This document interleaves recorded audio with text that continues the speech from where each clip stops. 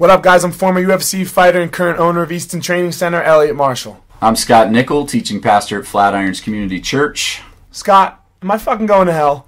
Yes. Welcome to the Saint And the Sinner. Alright, everybody, welcome to Saint and the Sinner. This will be our format for when we have guests, I guess. So you'll know right off the bat. On the couch. Yeah, Elliot gets the whole couch. Yeah, man. Because you own the place. Welcome to Saint and Sinner. This is Vinnie. I would say it's because I'm the biggest, but I don't know if somebody trying to catch me. Let's get on the scale today. I don't get on the scale. Yes. I don't get on the scale. Get out of here, man. So, for those of you who don't know, this is Vinnie Lopez, one of my best friends on the planet, and you guys have known each other a long time now. Scott texted me that we're going to talk about how we met. I don't even know. All of a sudden, you were just good enough to train with us. You know, I know. You might know. I know, because you're an ass. So you're a dick to me when I first. I'm a dick to everybody, though. I try to make you quit. You did try to make me quit. That's the point. If I can make you quit, my life's mission to prove to you that I wasn't going to quit, and I was going to be good enough to train. If I can make you quit, then you should not be fighting. If I can make you quit with just words in practice, before, after, whenever. It wasn't just words. It wasn't just words. So I was a dick. You are admitting you're a bully. Oh, for sure, a little bit. Oh, he beat me up bad, man. Oh, yeah. Especially the first day. The first day I remember. Where was it? Was it Easton's? No, here? it was at Grudge. At Grudge, okay. It was at Grudge, and it was my first day sparring, coming to sparring class, and I was terrified. Nervous, gotta be. So nervous. But were we all in the UFC? Everybody was in the UFC. So no, you got to understand Grudge at the point. Grudge was at this point it was Rashad Evans probably, and Shane Carwin, and Nate Marquardt, and Brendan Schaub, and me, and Dwayne Ludwig. Who else was probably there? It was like 6 or 8 of us all in the UFC. Just killers. And that's just, and this is how a fight gym is. Like, people don't understand. There's a difference between a fight gym and a martial arts gym. Like, nobody comes in my martial arts school and gets their ass kicked. Unless there's a reason for it, like right away, like you are asking a little bit, you know what I mean? But you can come into a fight gym and be as respectful as you want. But if you're showing up at pro practice, if you're showing up, then every single one of us is going to beat the living piss out of you if you can. Well, Thatch would have been there too, right? No, not yet. No. Not yet. And Thatch wasn't quite good enough yet at this point. This was probably 5 years ago, 4 years ago, right? Yeah. Yeah. Right Thatch, maybe even a little longer. Yeah. Thatch didn't get serious yet. Okay. Right. All right. So go ahead. So first day, and I make it through most of my rounds. Right, I'm good. It's almost over. Yeah. Is it all stand up or is it MMA sparring? It's MMA sparring, but nobody took me down or all that stuff. It was just banging, really. Dwayne beat me up. Everybody beat me up, but I hung in there. I was pretty good. And then the last round comes up, and I don't remember this. This one comes up to me, and he's like, "Let's go!" Like, didn't even ask me. He just said, "Let's go," and I'm like, "Well, shit, dude." I just could tell by the tone in his voice that this was gonna suck bad. So I get up there, and we're going, and you know, this one kicks me in the head hard, like real hard, super hard. No headgear. Well, I had headgear. Doesn't fucking matter. I had headgear. Yeah, I don't know. I don't care. He didn't care one bit. But he kicks me in the head, and I go out. I'm on my feet, but I'm out for sure. And I come back to, and he's standing in front of me, throwing another punch at me, and I mean, I survived. And I remember Luke Caudillo came up to me because they were watching. It was like one of those rounds where it's really just me and you going. Everybody else is done. Sure. So that's why I thought I had made it, because the sparring was really, it was over. But this one wanted to be overtime. Yeah, he didn't get to get me, so I go in there, and Luke comes up to me. He goes, "Don't worry, bro. Sooner or later, you're going to be fucking him up." All right. Okay. Really okay? Do you promise? So the moral of the story is one bully begets another bully, because this man, once again, this weekend. So everybody knows. This is 2 knuckles deep. Yeah, this is the inside joke. This is 2 knuckles deep. This is the inside joke. So when I go to train with Vinny, we'll roll around, we'll grapple and stuff like that. No striking, and his goal in life is to give me cauliflower ear, and he has a whole reason for this. Because you're gonna be tougher. You're gonna look cool. He thinks I'm the baddest pastor on planet Earth. That's just the way it is, bro. And I'm gonna help you get there. Okay, so there's the objective. It's all for my benefit. It's for you. Apparently, yeah. It's for you. So a few weeks ago, we're rolling, and at his gym, we gave a little commercial for your gym. Vital Strength and Fitness. Yeah. You guys consider What's that? You guys consider yourself rival gyms? No. It's two different genres. It's two different things. Yeah, you're good. We're good. We're Yeah. 100% good. All right. Well, I'm just trying to start. You don't see Busy sitting in that chair. So anyway, we're rolling, and Vinny literally gets me up against the cage. And he's on top of me like he always is, and is digging his knuckles into my ear.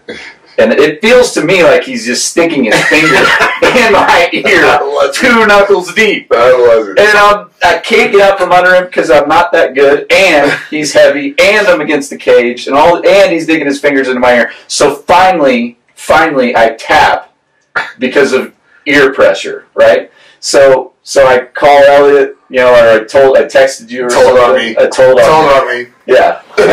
Eliot was on my side. He was like, that's not right. That's not okay. So. Well, it just depends. Like, when you sit down and you shake hands, if you agree to just roll some jiu-jitsu, then no, it's not okay. That's all you do.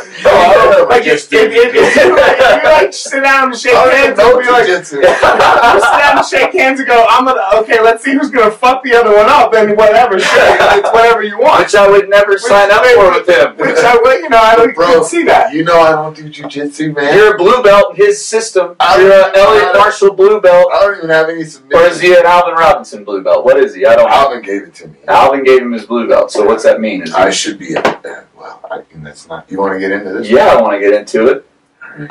I beat up all of his purple. I beat up all of his purple belts, and he refuses to give me one because I won't put on the gi, and I'm a little emotional about that. So I don't really want to talk about it.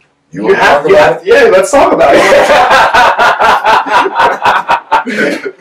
So you can take the gi off and be big and strong, right? Yeah. And beat some purple belts. Yeah. But you don't finish them. You beat them with punches. But they tap. Yeah, because they don't know how to deal with pressure and punches necessarily, right? Which is part of the game. Right. Would you like to go with some other of my purple belts, or maybe this couple guys? Any of them. Any purple belt. As long as I can keep the gi off and put some gloves on. Well, now you're fighting. Yeah, but isn't that its own kind of no? Because you're a professional MMA fighter, asshole. These guys might be just doing jiu-jitsu, right? So, yes, you are a good MMA fighter, right? And these guys do jiu-jitsu, So you can't make the comparison. We're not going to start on our feet. I'm not giving them a fucking professional MMA record. I'm not paying them any money like you got paid, right? So if you want to get rank in jiu-jitsu, you actually have to do what it takes to get rank in jiu-jitsu. So from my understanding, because I just really do care. Well, then, if you cared that much, then you would have shown up sometime in the last year. So let me throw this out there. So if he shows up at a Fight to Win grappling tournament that is no gi with, they don't do it by belt and no gi, so it's by experience. So where would you put him in? You'd have to win. If you want a purple belt, yes, then you'd have to do well in an advanced division. Do well in the advanced division. Do well. Win in advanced division every once in a while, because it's not that brown belts and black belts always show up to win. Most of those. Plus, he might have to do absolute. What's that? He might have to do absolute. No, just his weight division would be fine. They don't have a weight division for Vinny. They don't have a weight division for him. He's too big. So anyway, back to one bully begets another one. But hold on, I want to go back to this story with me beating Vinny up. This has happened to everybody. Sure. This isn't just like this. This is how it goes. Yeah. Right. I can remember when I first wanted to start fighting. Amal called. So, in my opinion, Cody might disagree, but this is how it started. I wanted to fight. Amal knew my striking sucked. Yeah. Right. So he called Sven, who was the promoter of Ring of Fire, and was like, hey, can we get Dwayne down here to work with Eliot? And I can get a couple more guys to come into the room, get private, you know what I mean? That way, Dwayne, we'd all pay, each guy to pay $20, but I was broke at the time, as every fighter is, right, coming up. And Dwayne would make $80 for an hour class. So this is how it started, because then Dwayne took us to Trevor's place, which was T's KO. And I can remember me and Tyler driving to T's KO. And it was just going to be me, Tyler, and Dwayne to spar.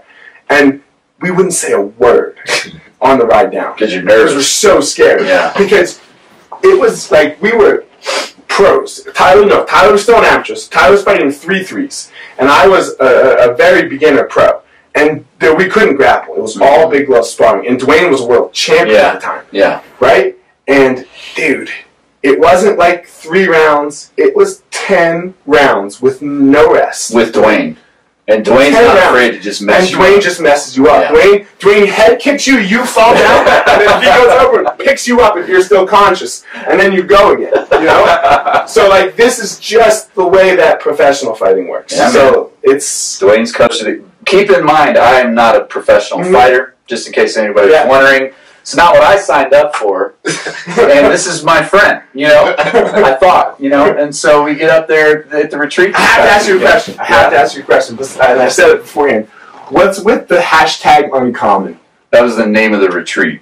Oh, I thought you guys were saying your friendship was uncommon. I was like, motherfucker, everyone has a best friend. What's so uncommon about that? That's the name of the retreat. Got it. All right. You named the retreat. Got it.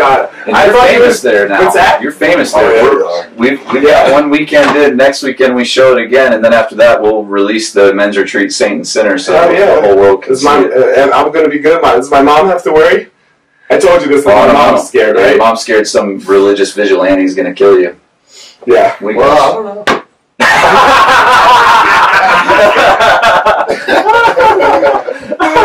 So anyway, we're rolling up at the retreat this weekend. We brought a bunch of mats and a bunch of Cody put people through a class with Ryan and some other folks, and so we grappled afterwards, a bunch of us, and he did it again. Plus, he had an audience this time, so he was. I put it on him. He put it on me, and it knuckles this time. Elbows. I wasn't hitting him. Hold on. No. Come on, man. Hold on. No, the next day, later that day, I got this knot on my head, right? Like, big knot right here. It's still sore. And it hurt when I'm chewing because this whole side of my face is all jacked up, not to mention my ear. And I'm like, bro, look at what you did. And he's like, looking at this knot on my head, he's like, I didn't do that. I'm like, who else did it? And he's like, that's from strike. Somebody did that from strikes. I was like, you were hitting me. I was like, did you see me sparring with anybody? Did you see me fighting anybody else? Did you see anybody else that could have done this? He's like, I didn't do that. But you did. So anyway, my ear last night, I woke up 3 or 4 times because I like to sleep on my right side. And I woke up 3 or 4 times like, ow! My ear hurts. Oh, yeah. Because he's trying to give me cauliflower here. I am. I'm not just being a bully. This is the way it works. Yeah, this is the way it works. This is the way it works. It might be the way I've done exactly what he did to me. Yeah. It's the way it works. So really all this is your fault is what this comes back to. Just blame Dwayne and whoever did it to Dwayne. Somebody did it to Dwayne. It's way back. It's way back. Well, so at the end of the day, one of the reasons we wanted to have Vinnie on is because, Vinnie's a Christian, you know that, and I used to get stories. So this is how this is how we met. Yeah, so I used to get stories from Vinnie and from Cody. Yeah, you're gonna get tired holding that up. We used to get stories from Vinnie and Cody of how and they would complain. So you guys can hash this out. They'd be like, "Man, Eliot just wears me out about my faith, man. Like, he gets into these arguments with me. Like, he messes with my head." I was so nice in the car. To me. To you. Not to Cody. Yeah. Yeah. To Cody. Yeah. He's pretty nice to me. Yeah. I don't know why. I don't know why now. You and Cody go back further, right? Yeah. Cody and I go back further because Cody doesn't stop either. Yeah. So you have to understand. So one of the biggest fights Cody and I ever got into was last year, right after this fucking men's retreat, right? Because he goes home, right? And I have a brand new baby, at this point, I don't know, 2-month-old. Yeah. And Renee and I were sleeping in separate rooms at the time, just because It's easier that way. We learned after the first one, like, you both don't need to be awake. Like, somebody has to sleep with the baby, right? That way you're both not waking. It's not crazy. Yeah. So it was my turn not to sleep, so I'm down the hall, like, right next to the baby's room, and I'm, texting, because I know I'm going to get up here in an hour, so there's no point in going to sleep. So you're texting with Cody. So I'm texting with Cody, and all of a sudden he goes, bro, I got you, homie. I fucking got you. I'm like, huh? He goes, man, this weekend was powerful, bro. This weekend was powerful. And he just starts, I wish I could pull it up, and he just starts ripping into me, like ripping into me. So he picked the fight. So he picks the fight. No, it's not too early. It's too late at night, right? So we're going back and forth at it, and then, the whole, and I'm sure I didn't stop, but I'm going, a little bit. And then we finally get to a point where I'm just like, all right, Cody, I'm done here. And he's like, no, dude, no, man, that was wrong. What you did was wrong. And like the next thing, so I'm like, Cody, calm down, bro. Like, I'm trying to like calm this down, And the next morning he calls me, he goes, so yeah, sorry about that, man. I was drunk. Way to go, Cody. Way to represent, bro. So I was a little nervous today coming in. I was like, man, the last time I talked to someone about religion, after the men's retreat, like I thought he was going to come over and murder my whole family. And you have to understand, Cody and I have had some battles. Yeah. We've had some battles just by the nature of kind of what Vinnie was just talking about. I was a 205er. He was a 205er. And at the time when I was fighting, I was in the UFC and he was not. Right. So he's trying to catch me. Right. And I have to keep fucking him up. Some tension. Right. You have to. Right. You have to. So. So there's just tension. It just creates tension. It creates tension. And I think it's one of the problems that we currently have now with some of the guys on the team is that they're friends and they won't whoop each other's ass. They'll beat each other up just a little bit to be like, okay, I won that round, but they won't like make you feel terrible about yourself, right? Which is not good. This is how it has to be. Yeah, it's true. You know what I mean? This is how it has to be. Much as I hated you for it, I thank you for it now. Yeah, it's how it has to be. Yeah. Yeah. So anyway, I've had some battles with Cody, and I was way nicer to Vinnie because what I don't like to do, because the one time that we almost got into it was in the car for Thatch's fight in Indy, right? In Indy, because we were with Brian Cain. Remember? Yes. And he goes, man, what do you guys think about this Jesus shit? Brian Cain said that? Yeah. And it was me.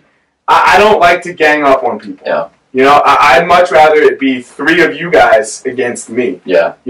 Than 3 of my guys against you. Yeah. I don't, maybe not so much against you. You have some practice, but I don't know how much practice you've had in it. I'm terrible. Yeah, you know what I mean? So you just, like, I've seen you get mad before, and you just stop and get mad. You just shut the fuck up and get mad. Yeah. And throughout this whole thing, I'm not trying to destroy anybody's life. Right. I'm not, like, at the end of the day, I'm not trying to make you not believe in God. I'm not trying to make anybody not believe in anything. There are some basic things that I would like for all of us. Like I'm okay with Francis Collins. I disagree with him. I don't agree with him. Right. But I'm okay with him because he accepts some actual facts in the world that are one of we. I mean, I know you guys don't go there, but this is it's my issue. Like just accept it. It doesn't destroy Jesus. It doesn't destroy God. You can still believe if you want to. I don't think you can. It's not for me. But it doesn't destroy any of it. Right. But we know this. You know what I mean? We know this. So please, let's just move on from it, and we can stop having, in my opinion, what are very, very unintelligent discussions. Yeah, and in your world, Cody and I were talking about this yesterday. In your world, like it's kind of weird because the UFC, like if you look at like all the upper level management people and people who surround the UFC, there's a lot of atheists, a whole lot. But then in the fight amongst figers, it's a whole lot of believers, a whole lot of religious dudes. Really religious. So you've probably been surrounded by a whole lot, but Vinnie, I mean, your story's a little different than like I grew up going to church, all that kind of thing. Your story's a little different. So tell everybody a little bit about like how you came to faith. Well, man, it's a long story for sure. For sure, but long story short, definitely was in the dumps, in the lowest parts of my life, and people like Christian and my father, Mm-hmm. you know, who were there, you know, at prison. Let's just call it what it is. I was in prison, you know, and I'm watching guys go and do church and grab a Bible and do all this stuff, and I hated them for it because I felt like they were using a crutch. Like you know, what are you afraid of? Do your own time. You know what I mean? That was my thought. Lots of people become Christians in They prison. they become Christians in prison, and they go out and they do all this crazy stuff. They get right back to where they were that got them into prison. And I knew that was what I was going to do. So I didn't want to be a fake faggot Christian, you know. Sorry. But that's what I felt about it. You know what I mean? I didn't want to be that. So I refused to pick up a Bible. And I refused to act any other way than what I thought that I was. And Christian did the opposite. He picked up that Bible and he read and he got tied in and he got some knowledge and stuff. Just so everybody knows, Christian is, you know, your boy, your best friend, you know, and you guys went to prison at the same time because of some of the same stuff, and so he kind of took a different path than you. Like, he got hooked in with all the Christians and pastors and guys that were doing like life, who like had the whole Bible memorized, you know. Right. So basically, I got out of prison, and my dad and Christian are begging me to come into church and stuff, and I just started fighting at the same time, and fighting like, man, it humbled me so bad because of experiences that we talked about earlier. You know, it tore me down, man, and it just softened me up. I realized that I wasn't this big badass dude, and that I could be beat at any moment. And it opened, like, I always say, like, fighting kind of helped me get to Jesus because it opened my heart up a little bit. It let me, like, drop this cocky, egotistical attitude that I had about everything. And like I said, it softened me up, and I started going to church and stuff. And He used to come to Flatirons wearing his Kobe Bryant jersey. It used to piss me off. Big old muscly guy with all his tattoos and his Kobe Bryant jersey. You're such a hater, bro. Your sports allegiances confuse me. But you know what? I've explained it to you time and time again. so Ellie knows. I know he's like a Yankees fan. Yankees, Lakers, and Broncos. Yeah. Do I need to? I understand. You want to go there, or should we? I understand. Let's stay on topic. Let's stay on the topic. All right. We'll go to the sports thing if we get some time. Yeah. We have some sports to talk about. Yeah. So look, I was going to church, but I wasn't bought in, really. What I thought that was saving my life was fighting. Right. I swore that's what it was, you know what I mean? And I tied my identity completely into being a fighter. Like, that's who I was. That's this, you know what I mean? I was humble. I was way more respectful and nice than I ever was in life. Which, I will say, tying your identity to fighting is like tying your identity to cocaine. You know? Diminishing return, right? Whatever, you can't tie your identity to fighting.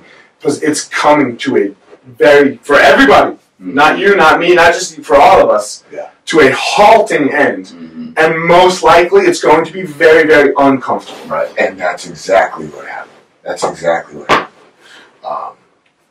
I lost 3 fights in a row. My first 3 professional So you weren't fights. religious yet at that point? I was religious, but you were... the bullshit. I was playing. Yeah. In my mind, okay, all right. I still thought it was more of a fighting thing than it was anything else, because I wasn't all the way in yet. And I lost my first 3 professional fights. I lost them terribly. Like, I was getting knocked out. I was getting choked. Like, the worst way to lose. The worst ways. I found them all. And at the end of that 3rd one, how could I tie myself to being a fighter anymore? I had lost my identity. I was nobody anymore again. And that's when I was, in the dumps, man. Like, I had just lost who I was. I'm not a fighter. You're not a fighter. You just lost 3 pro fights. What are you? Who are you? That kind of thing. I was going nuts. And this one came in and didn't let me, didn't let me fall all the way down. You know what I mean? He grabbed me and he showed me that the only thing that satisfies forever and never lets you down, because fighting let me down in a big, big way, was Jesus. So knowing that, I try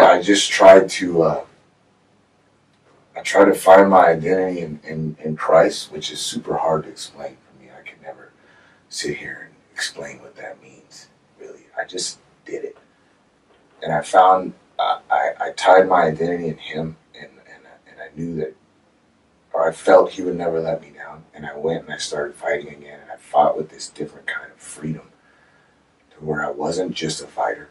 Didn't matter really whether I won or lost, I was just doing it to do it, and really who I was this new man who followed Christ and tried to just do life a little bit better, man. And that's really my story. Yeah, I remember it was interesting because the way we met was your dad invited me to your first pro fight. And I had seen you before, but I didn't really know who you were, and I knew your dad just a little bit. And so I was teaching on this Saturday night, got done teaching, drove real fast down to the First Bank Center and sat with your whole family, and watched your fight. And you hadn't lost yet, right? Hadn't lost yet. I haven't lost yet. I had an undefeated amateur. This is a rough situation. Yeah. This is for everyone. Go ahead, finish up. Yeah, so, he had fought amateurs 185 and won pretty handily in all three fights. And he was, your fan base in Denver is humongous. Ring of Fire always wanted you there because you sold tickets like crazy. Yeah. So when he got announced that night, I was like, good Lord, this whole arena is Vinnie Lopez fans, and it's his first pro fight. It was crazy, And I remember you walking into the ring, and I forget what your walkout music was. It wasn't Agua Neil like it was later, but it was some kind of real hardcore rap, Yeah. And you got into the ring. Sex and drugs. Yeah. It was terrible. You got into the ring and you were kind of barking at the other guy and yelling. Yeah. And we've talked about it since. That's a sure sign somebody is terrified. I was so nervous, so scared, dude, trying to play it off. Yeah. And you were fighting Chris Holland, and you got knocked out that night. And it was a rough night, man, because I didn't know your family as well. And so I'm sitting there with them, and it was just hard on everybody, but you came to church the next morning.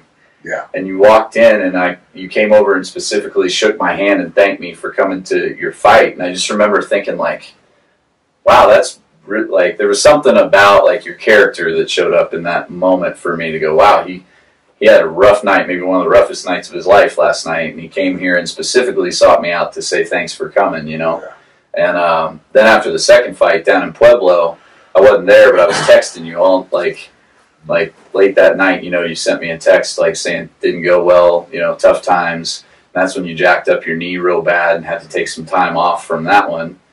And then the third one at First Bank Center, you were fighting this guy who, you would have beat 99 out of 100 times, and he gets you in a guillotine on the ground, And I remember having this moment with Vinny afterwards where he was just kind of looking at me going, who am I? And so it was really this kind of slow, breaking you down process, and then if we were one of those name it and claim it, type religious groups, we'd go, and then he won his next 5 in a row, which you did, which is awesome, but the kind of the key through that whole process was keeping that same perspective of your identity is not tied to fighting, man. So this is great.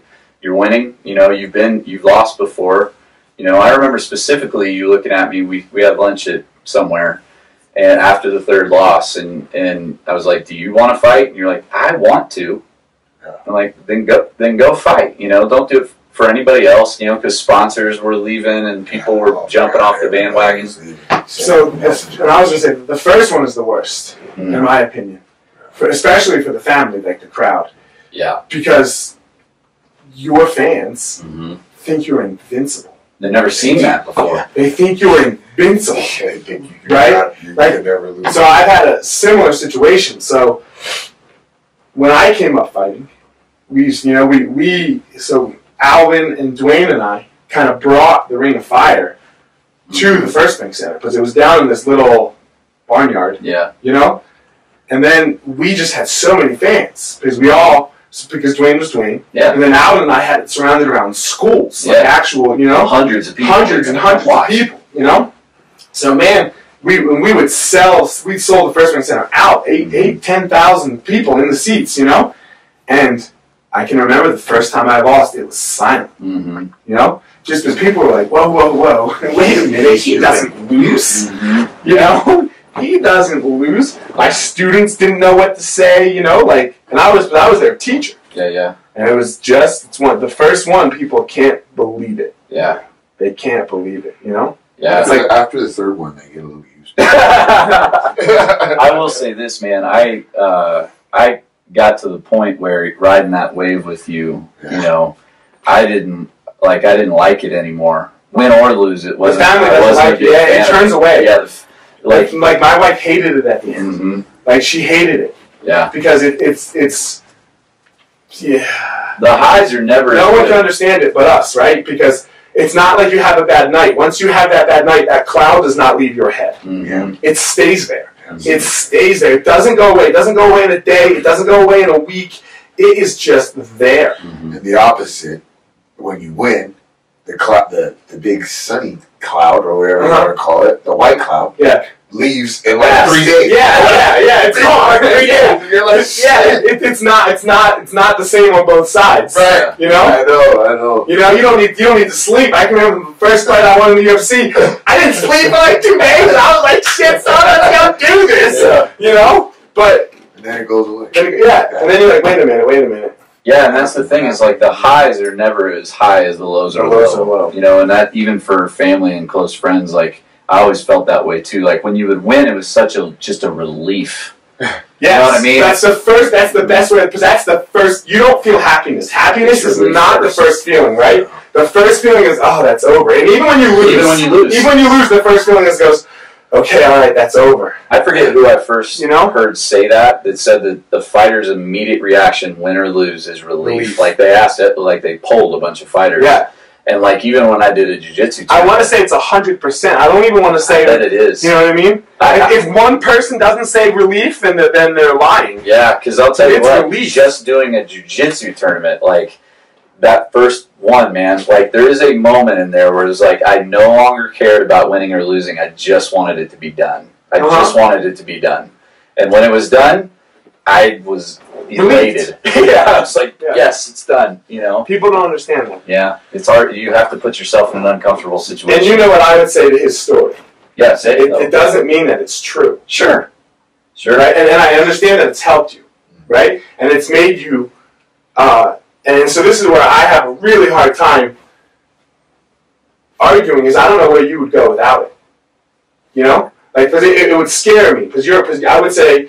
We don't hang out a lot, we got, I have young babies, you have older kids, you know what I mean? So it's not like we're hanging out every weekend. Right. You know what I mean? We live in different towns, but I would consider you one of my good friends, who I would do a lot for, and I don't want to see you go down somewhere, So if I could destroy Jesus to you, that would scare me.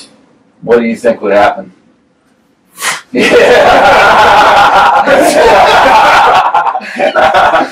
Because that's not untrue what he's saying. Because with Cody, I don't think it would destroy Cody like it would destroy you. So I'll argue with Cody a little more. See, I do think with Cody though, because we were talking yesterday in the car. Like everybody has. I think I know what you're saying. Is like if this is what helps make you be a good person, then go be a good person. Please do it. Yeah. Or not even be a good person. Feel okay. Sure. Feel okay. Sure. Which I think religion does for a lot of people. Yeah, and it's undeniable for I think some of us that we would go, man, if the whole Jesus thing isn't true, and even in the Bible, Paul kind of says this, like, man, let's eat, drink, and be merry, for tomorrow we die. Let's get after it, because this is all we got, So and I just don't go there. So maximize it, See that? I would definitely go there. Yeah. Why would you not go there? Because that is technically, that's where you are. So like, you're not a believer. You don't think there's any, heaven or anything like that. So you have this. No, I won't say I don't know. There could be something after this, right? Yeah. But there's not the heaven and hell that is. Like you guys presented in Christianity or any other religion, right? Right. So why don't you view this short time you have on Earth as let's just get after it, man. Let's have as much like whatever. Because that doesn't make anybody really happy. Were you happy doing that? Yes. Really? when you put your head down on the pillow at night, you were like, hell yeah, man, that was. I might be hungover for a second, but I was definitely having a good time. Yeah, but no, I'm not talking about having fun fun. I'm talking like, do you feel good about yourself? It didn't fulfill you all the way. Yes, that's what I'm saying. Yeah. Because it gives you no true fulfillment, right? And that's my goal. My goal. Nothing really does. Yeah, but it does. I do. So what is it for you? So when we go to this identity piece, and it is kind of hard. I'm a lot of things. What is it that's I'm a lot of things. I get to hang out with my kids and be a husband, even though that's a lot of work. You know what I mean? And it's very, very difficult, I get to influence people. I get to influence a lot of people with my schools, and try to lead them down a path, that I believe in, and I'm sure I have I'm sure most of my schools are made up of religious people. Most people are religious, Right. And just to get some feeling of I accomplished something today. I accomplished something. I got to spend some time with my kids. Even yesterday, the weekend before, I had both kids. Last Sunday, and and it was the first weekend of the NFL. And Amal texted me. He's like, "Hey, you want to go to the bike park?" And I was like, I can't go to the bike park, man. I was like, what are you doing, bro?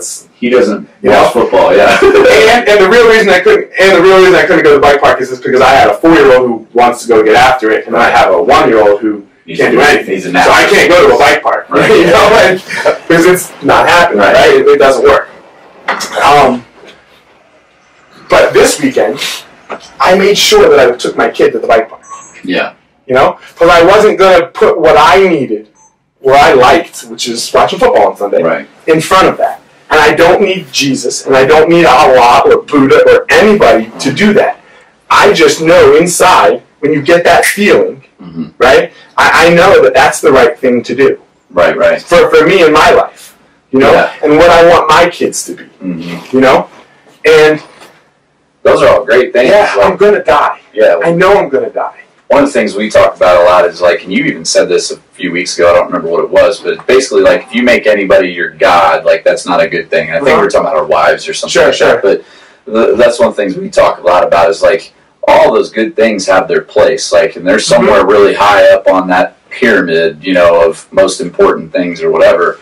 But if you put anything kind of in that top spot and demand that it give you all the joy, all the satisfaction that you need, you're gonna actually crush that thing. So, for example, you did with fighting. Yes. It crumbles. Exactly. Right. It crumbles you. Right. Same thing happens with relationships. If you put your wife up there, she's not going to be able to fulfill that role. If you put your kids up there, they can't do it. The kids are going to be even worse than the wife. Right. Because at some point, right now, my kids and even your kids, still for the most part, the most thing that they need is you. Right. Your son does not need you. You are not the number one. Right? But if you have him and only him there, it's going to crush you. Right. You're going to come falling down. Everything gets crumbled down. Right. And that's kind of our point. I know, because it can't be proven. Because you can't see it. Because in every sense, because you don't know him, he's not alive. I know you got this. Jesus is alive, bro. But he's not alive, and there's nothing that you can do that's going to say, because everything that happens, you always will give for a reason, right? And my sister-in-law asked me. So my sister-in-law, the one who I told the airplane story, right? She flew somewhere this weekend, and I was like, hey, make sure if you get. Did you hear the story? She was like, what would you do, Eliot, if you've got a feeling right before you got on a plane? And I said, I get that feeling every time I get on a plane. I'm scared of flying. I was like, so I get on the plane, and she goes, well, if I got that feeling, then I wouldn't get on the plane. If I got a true sign, So I said that to her, and she goes, oh, don't worry, I won't get on. And then I said to her, I'm like, look, you have a plane that's mostly made up of Christians, right? That'd be pretty fucked up of him to only tell you and then let these people go die. Yeah. It doesn't, and I know you guys can rationalize it somehow, but that's not good. That's not all good. Yeah. It's just not, and or it's not all, it's not cool. Powerful, sure. It's not cool to save one person, or maybe three, because she was her and and there's husband and her daughter. Yeah. That's not okay. Yeah. It's like, if you're going to look at this all-powerful, all-knowing, you know? It's always easy, though, to dial in on, like, this real specific situation where you go, like, it's not cool to, like, you know, let one person live while a bunch of people die in this moment or whatever, but when you kind of back that up and realize we're all going to die. 100%. You know, in the spectrum of, you know, eternity, world history, whatever you want to call it, like, we're all headed that direction. So the difference between, you know, a few years and a few years... No, the point being, like, if your problem is we're all under a death sentence, okay, we're all under a death sentence, you know, and that's just the reality of where we are. Yeah, we all know that because we all die, you know. But what we're trying to reconcile is this idea that, man, nothing, to your point, nothing can be in that place, you know, because it will fail, it will give up, and it can't sustain all of your faith and energy and all that kind of thing. And for us, we go, when we keep things in perspective, when we keep Christ in that place, like, everything else seems to fall into place better. No problem. I don't have, you know, I don't have a problem with this. Totally. You know, I have no problem with this. Right? You know where my problems lie. It's the four things. Sure. Right? Let everyone marry who they want to marry. Sure. Right? Let people, and again, I don't know where the line is with abortion. Right? But abortion needs to be legal as it is right now, and it needs to stay that way. Okay? The earth is not 10,000 years old. Sure.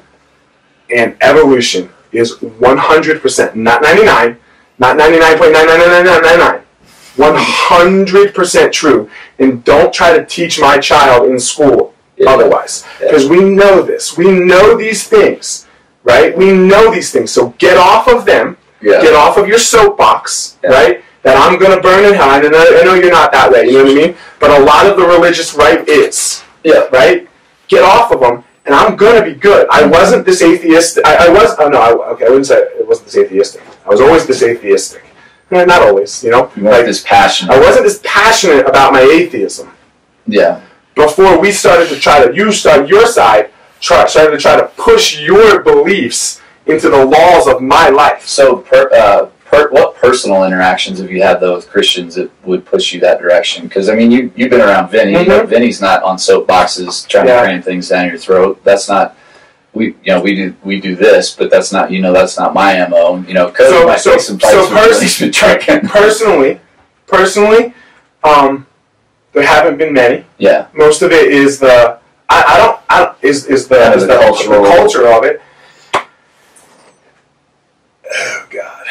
I don't want to lead you where you don't want to go, because I know one of those spots. You know, I know it. I'd rather not go there. We both know what you're going to say there, but part of what I'm trying to get to, because I wasn't trying to get you there, is you've had some good interactions with Christians. You guys are my friends, man. Like, I like it. We have a good time. Yeah. We have a good time. We have fun. Yeah. We talk shit, you know. Yeah. And I don't think either one of you judge me. You know what I mean? Like, you're not like. I don't feel that when we're hanging out, at any point through the hanging out, you're like, that guy's gonna get fucked. Yeah. You know, like I never feel that. Yeah. You know, my personal stuff isn't that bad. Sure. It's the overall. It's the overall message. The overall message coming from the Christian community. If we could just literally, if you guys would just come off those four things. Yeah. And most of it is the gay marriage, you know, because I can see abortion's a very hairy line. Yeah. You know what I mean? Of where it's okay and where it's not. And I do agree with that. You know, in somewhere I believe that it needs to be okay, you know? Get off the gay marriage. Let people do whatever they want. Yeah. I don't care, and neither should you. It is so dumb. Yeah. Because you come off the sex before marriage thing. It's not that big of a deal. You said it in the last podcast. You should try not to have sex before you marry. Most of you are going to. Don't beat yourself up about it. But for some reason, that one's okay to come off of. But this one's not, right? And you know things in the Bible aren't true. It's not like this perfect factual book. So just come off of it. You guys come off of other shit that's in there. Just come off of it. I don't know why you don't come off of that one. Mm-hmm. And then the evolution and the history of the earth thing. You're that belief. It's the same thing with most people that don't believe in climate change are Christian. Because you're okay with looking at actual facts and going, "Oh, that's bullshit." This is what you said in the one that we showed up in the bench. Hey, 1 + 1 = 2, and then you're like, "You guys are 1 + 1 = 0." But you're allowed. But you're okay with doing that. You really are. If you don't believe in evolution and you think the Earth is under 10,000 or less years old, you're okay with looking at actual evidence and going, But we've talked about all that stuff, man. We've covered all that. Yeah, but you still don't believe in evolution. You think God created man, and you're wrong. Okay, that's all good, but at the end I know, of the day, it's a wrong thing to teach people. But at the end of the day, the issue is you can have all these like little sidebar issues, some are bigger than others or whatever, but this, you know where I'm going to go with this. It always comes back to, on a day in history, everything comes down to, did Jesus rise from the dead or not? Which day, buddy? Yeah, and then he wants to do this. Which day? On the third day. The prophecy says the third day, and you can't tell me it was the third. It was on the third day. No book says it. It was on Sunday. No book says it. What do you mean? No book in the whole Bible says the third day. They all went there on the third day, and he wasn't there. Right? Nobody saw him come up on the third day. So, look, if the tomb is empty, right, and it has to be, right? It can't be any other way. If the prophecy says the third day, it's got to be the third day. Right. I can't show up on the third day and have nobody be there. Okay, so hold on.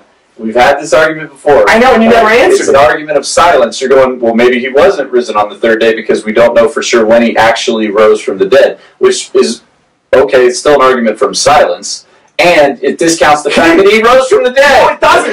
Nobody saw it. Nobody was there going, okay, so let me ask you this. All right, so let me ask you this.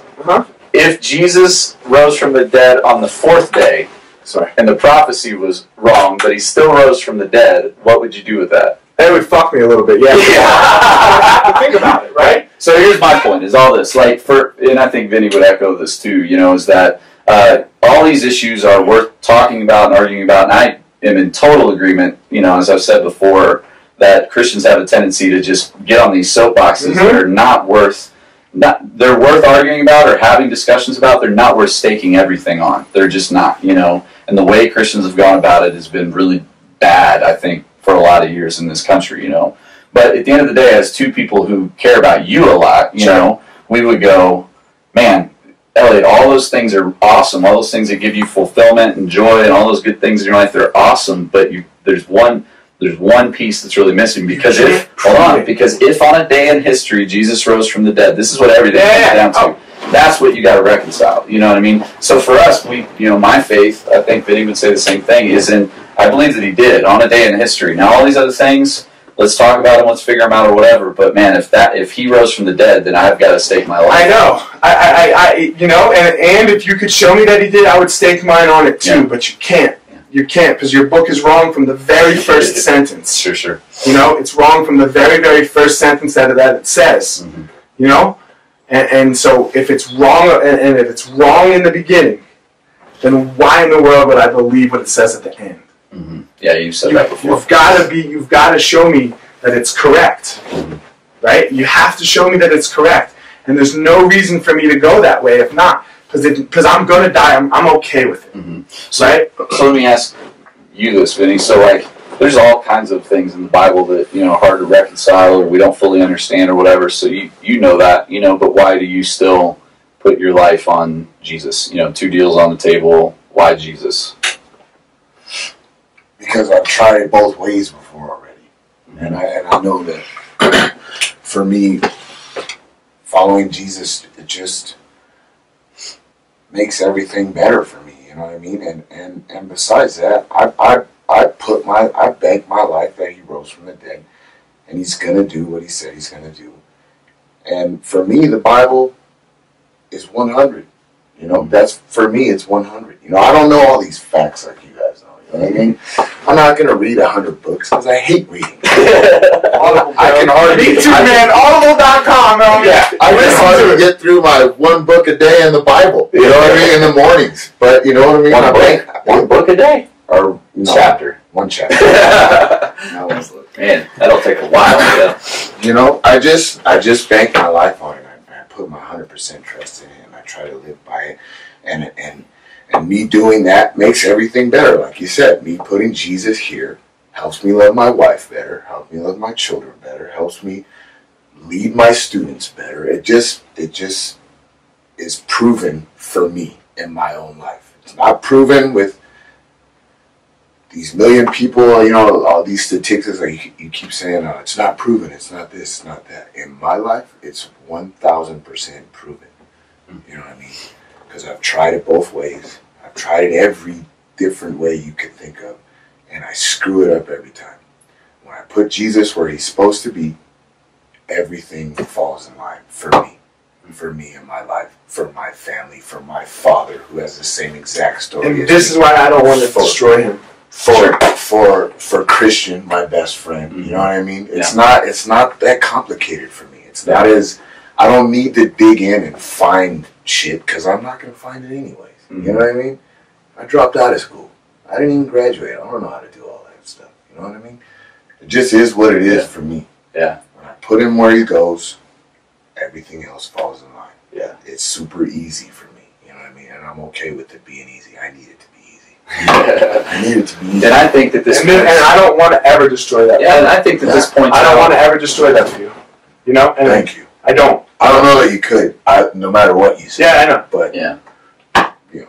I think this points out, like, too, again, one of the points of this podcast is, like, you're not as hardcore on the atheist side as, like, I mean, I've heard guys like Christopher Hitchens and some of the Four Horsemen guys go, it would be better if no one ever believed, you know, and so their mission, and I will give you know, except for Hitchens, who once said, I did hear him say, you know, if I could make everybody not a Christian except for his buddy. Yeah, he's about to walk in. Is he? Cool. Right. Except for his buddy, you know, he went, no, I would still want him to be a believer, you know, and I think it was probably for some of the same reasons that you're saying there. But some of those guys go, man, no, religion poisons everything. It'd be better if nobody was religious. I don't disagree with that. But you wouldn't change it in him. But I don't disagree with that, but it's already established. It's going to be very, very hard to get away from, right? I don't disagree with that it is poisoning, you know, because it is a delusion of the mind. Yeah. And we're allowing for it. You know, we're allowing for it. We really are. But you wouldn't change it in him. I know. Would you change it in me? Would I change it in you? Yes. Yeah? Why? What's that? Why? I don't think you would crumble. What do you mean? Like, I wouldn't go off and be, you know, doing all kinds of terrible things? Yeah, I don't think you would crumble. Yeah, I'm just a bad person. No, you're not. What do you think? Yeah. And then maybe that might, you know. Oh yeah, he'd be right with me, bro. He'd be right with me. He loves all these little Tomax. He's complaining about it. But really, I think he liked the way. Yeah, you guys all missed that. Vinny drugs me the other night with a supplement, you know, called Somatomax to help you sleep, and it just rocks your world the next day. I've done it too, guys. Oh, be careful out there. Be careful out there. One of us is a little more hardcore, to be honest. Oh man, we're running late, probably. You know. What time is it? I don't know. 10 after. We started. We got a couple more minutes. Yeah. What else do we want? So, man, I want to talk about some sports. Yeah. Right. We watched the Mayweather fight, by the way. Right. And Mayweather is such a train wreck. I can't stand it. Look. Yeah. So since the fighting? No, yeah, I don't watch Mayweather. I don't watch Mayweather. I get it. I don't watch Mayweather. You know, I don't know if you saw my post on the Same Center page. Yeah. It's the same delusion, and we allow for it. Again, this society allows for it. Look, Ray Rice. How many people showed up in Ray Rice jerseys on Thursday night? Sure. Yeah. How many? A lot. You know how many is too many? One. Yeah. One Ray Rice supporter right now is too many. But now look, if he does the Mike Tyson thing and 20 years later comes back, you know, and actually fixes himself, now like the book isn't out on Ray Rice. He can still be a decent guy. We're pretty Don't you think we're a pretty judgmental society when it pertains to celebrities and athletes? Like, if it were one of us or somebody who makes like a huge mistake, there'd be a lot more grace involved. No, there wouldn't. You don't think so? No. Look, we made Floyd Mayweather $100 million this weekend. Oh yeah. And he is a convicted domestic violence abuser, right? I don't know how to wife beater, right? Yeah. Went to prison 7 times. He has done this. Yeah. And we are paying him. Yeah. As a society. Why? Because he entertains us. Yeah. Because he makes us feel good. So we're okay with putting blinders on. Yeah. Looking at facts. Things that are true. And I do it too. I'm not saying that I'm not guilty of it, right? Yeah. Things that are true and go, oh, this makes me feel good. Let's all do it. So Yeah, I mean, I think it is a weird thing in our culture, though, where we are a really judgmental culture when it pertains to people who are in the spotlight. Like, they get to mess up one time and then we condemn them. But also, we'll let them back on as long as they're good. As long as they're good. Kobe Bryant, great example. Kobe Bryant didn't do anything. Yeah, he didn't do Well, but here we go. You know, but my point being, if he was Joe Schmo, it wouldn't matter. I disagree with you. I think so. What do you think? You with Scott, Hank? No, I'm completely against Scott. Yeah, man. They're only They're there because more people know they could fall. Yeah. If I screw up and you screw up, you fall a hell of a lot harder than I do because people know you. People don't know me. But within my group, I fall just as hard. Yes. I just have less people to do shit. It's just it's a smaller group. I promise you, in this room, and two. Oh, sure, but I guess what I'm trying to say, though, is like, you guys, like, if I screw up my life, you guys are still going to be my friends. Mm-hmm. Like, you guys are still going to support me. We're not talking about friends. They'll throw me under the bus. Oh, yeah. Right. My acquaintances, too. And so did Kobe's He just has more acquaintances. Right. All I'm saying, though, is with high-profile people, because we're not tight with them or whatever, we're really quick to throw them under the bus. We don't give them very much grace unless they're really good at performing on the field. That's what I'm saying.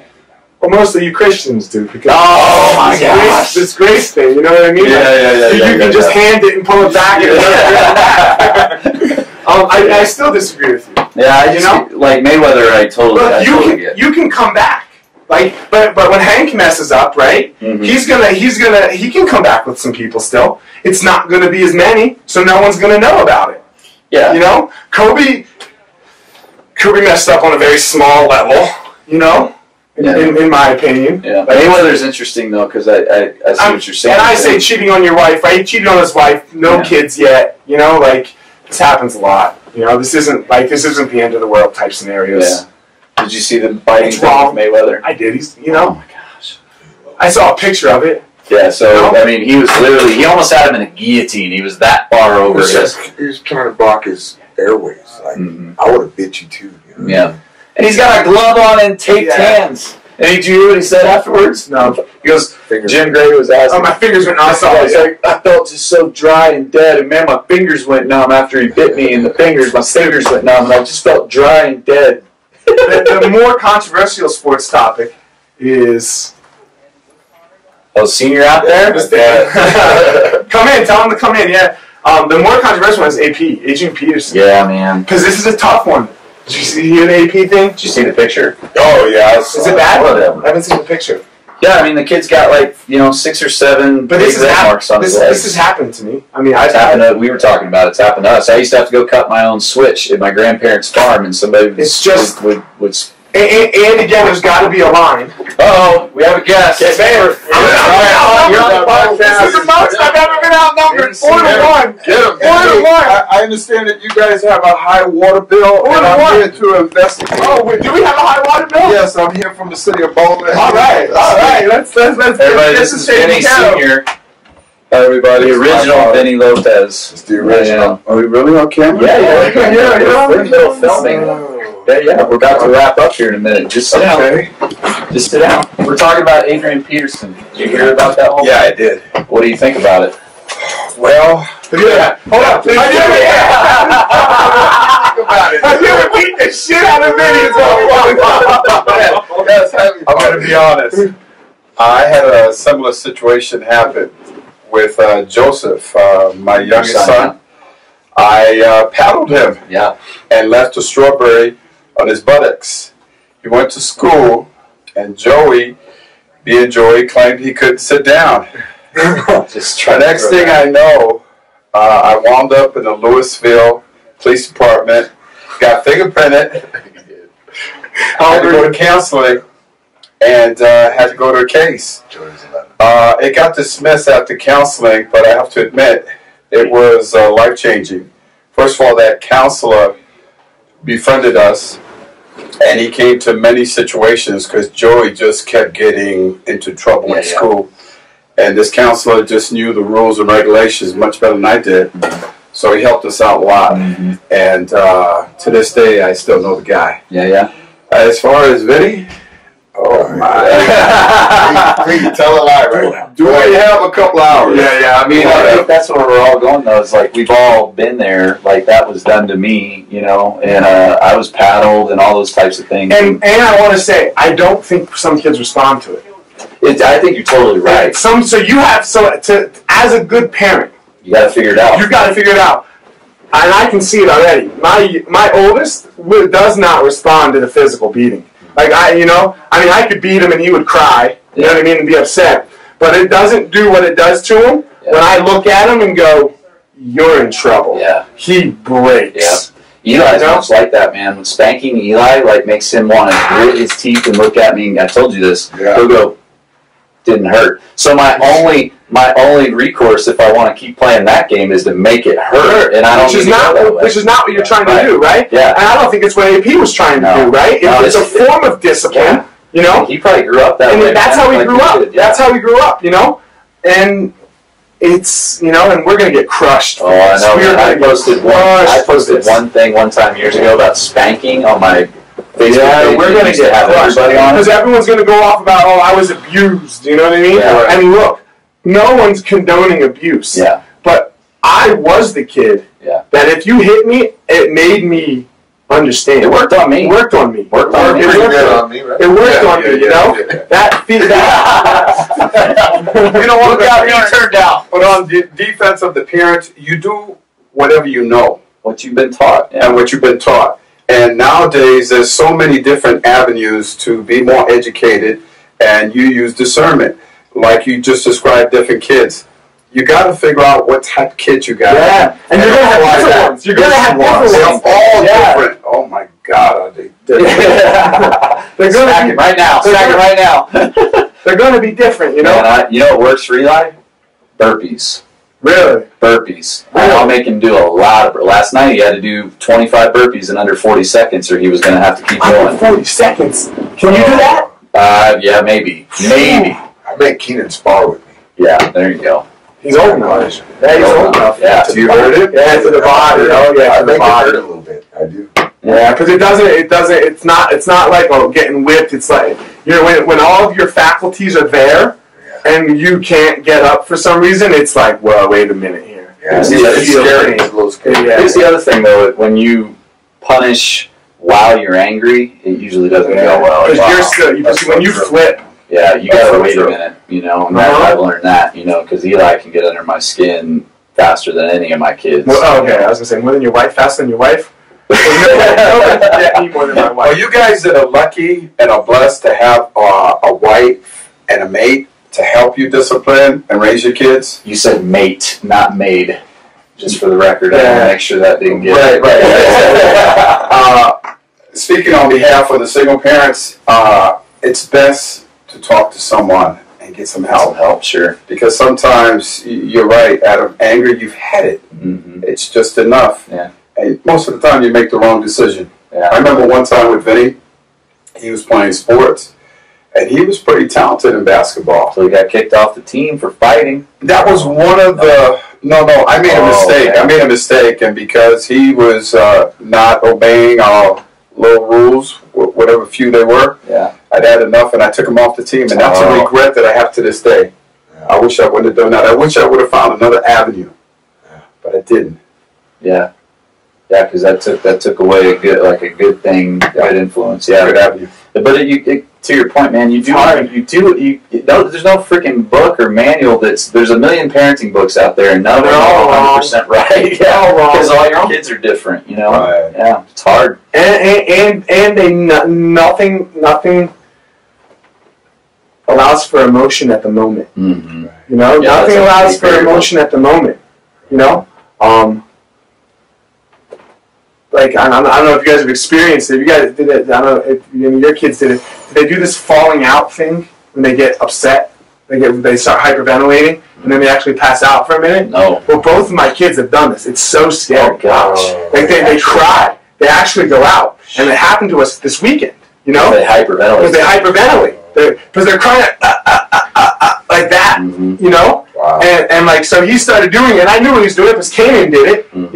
So I was doing all the things you're supposed to do, like you just normally just blow in their face, and it makes them do that, and then they just go back to crying. Wow. Well, he did it, and he didn't go back to crying, and he actually started passing out. So I like screamed for Renee because she's like a medical professional, you know. And then it's this heated situation, but then it was just this falling out thing. It was nothing. Like he didn't go all the way. They don't like go all the way unconscious like my Canaan story, you know. But it's scary, right? Wow. So it doesn't allow for that emotion in the moment that you don't know how to control. You know, that nobody can control. And no parenting book allows that. You know? So this isn't, like, I don't want to compare this to the Canaan story. It's not even close. Sure. You know what I mean? Because Canaan did have something wrong. Right. But it's scary. And especially looking at it again from the first time. Because it's been years since Canaan's done this. You know? So now Simon's doing it. Both of my kids do it. And I've never seen it before. It's not fun. That's not fun. You know, because you have to, like, let them kind of pass out a little bit. And then they come back to.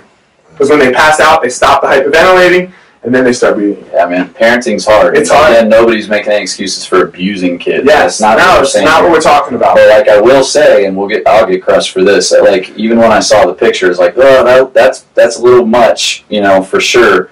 But it was like it didn't make me go, you should take that kid away from that guy and never let him have him back. That's not go to jail. That's not what I think. You're looking at jail right now. You're looking at jail and him never playing in the NFL. This is Ray Rice. And this is the worst time for something like that to happen because in the NFL it's just a feeding frenzy, right? Because now he's going to get suspended indefinitely because of the whole Ray Rice situation. Right. It's gonna be out. But I think we're at time now. Yeah, I think we're at time. All right, everybody. This was guys, we're gonna go. Are we working out, son? Benny and Benny. Are we working out? Are we working out? What do you want to do? Thank you. Peace out, everybody. Bitch. Bench press. All right.